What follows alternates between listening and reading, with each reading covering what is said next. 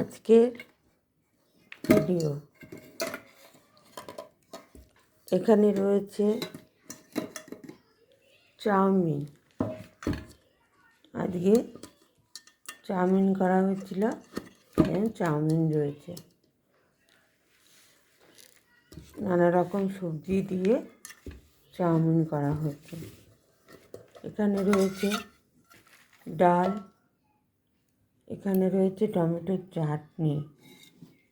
Tomato ভালো করে প্রেসারে সেদ্ধ করে তারপর সেটা তেলের মধ্যে সর্ষে ফোড়ন দিয়ে আদা বাটা দিয়ে ভালো করে টমেটোকে কষিয়ে একদম যখন শুকিয়ে এসছে তখন চিনি দিয়েছি, একটু নুন দিয়েছি আর ভাজা মশলা দিয়ে ঘন করে নামিয়ে নিয়েছি।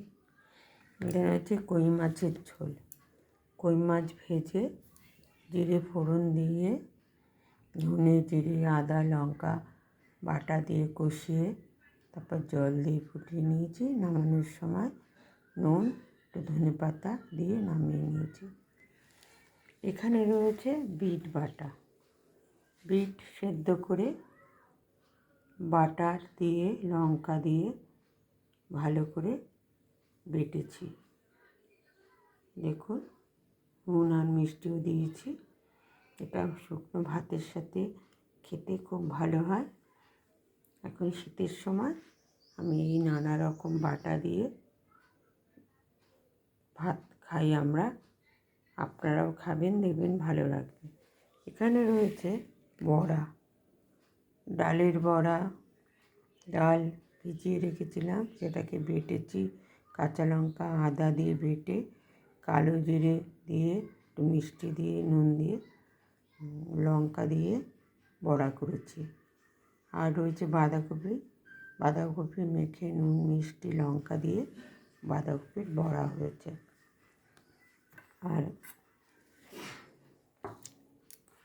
আর রয়েছে এখানে ফল কাটা।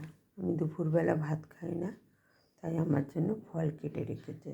পেয়ারা, শাকালু, কমলা লেবু, এ হচ্ছে আমার দুপুরবেলার খাবার। আর এখানে রয়েছে ভাত, না দেখালেও জানেন ভাতটা। এখানে এই যে ভাত। এ হচ্ছে আজকের ভিডিও, খুব সামান্যই। ভালো লাগলে লাইক কমেন্ট শেয়ার করবেন। আর বাটাটা দেখে কেমন লাগলো সেটাও একটু জানাবেন। এক এক দিন এক এক রকম বাটা নিয়ে আসবো, দেখাবো, আর আমরা খাবো। আপনারাও বাড়িতে তৈরি করে খাবেন। এই পর্যন্তই আজকে আর বেশ ভিডিও করলাম না, বড় করলাম না, ছোট করেই করলাম, কেন খাবার লোক কমে গেছে। আবার যখন খাবার লোক বেশি হবে তখন বেশি বেশি রান্না করে আবার দেখাবো।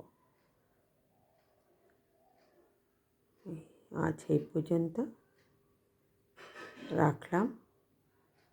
ভালো লাগলে লাইক কমেন্ট শেয়ার করবেন, আর কোনটা ভালো লাগলো সেটাও জানাবেন। আসি।